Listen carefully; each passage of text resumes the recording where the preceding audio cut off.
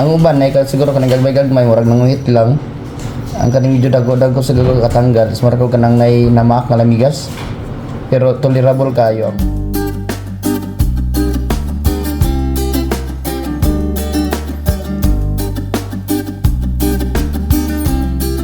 Anesthesia cream or naming cream ang purpose ani niya para dili kita kabati og kasag.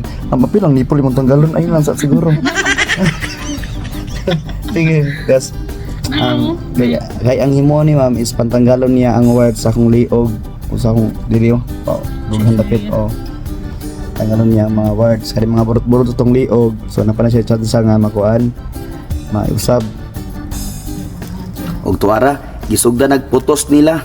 Giputos nila dia guys para mutalab ang naming cream nga gibutang, pero pananaw na ako mura man taon kung sultan nga giputos sa silupin. Giputos-putos po silupin, wagi lami kanon. Aw. And of course, pagkataon-taon sa pagputos while waiting dia sa naming cream nga mutalab, gisprayan ko gipasisita ng dagway. Steaming daw tawag ana para mahumok ang gahi nga panit. Gi-steam, nikaw man gihaplas-plasan og cream. Kaning cream ilang gihaplas guys, preparation daw ni sa kong dagway para sa ilang himuon nga facial. O di ba grabe? Yan ang dagway. Ginoktok lang yung dagway dagay. Naginoktok man. Mura magigpokpok nga nabila ro. Sus mura gaw na nag-utang nga wa babayaran. Ginoktok pa.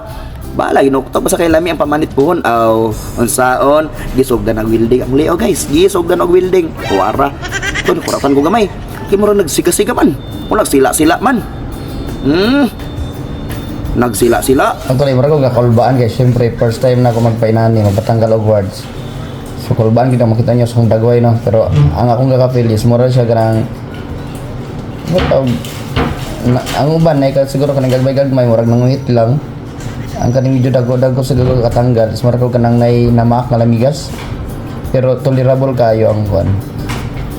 Kinaman siya gibutang nga naming cream. Magkaya ra siya. O di ba? Madutlan pagyapon ang panit sa angkol.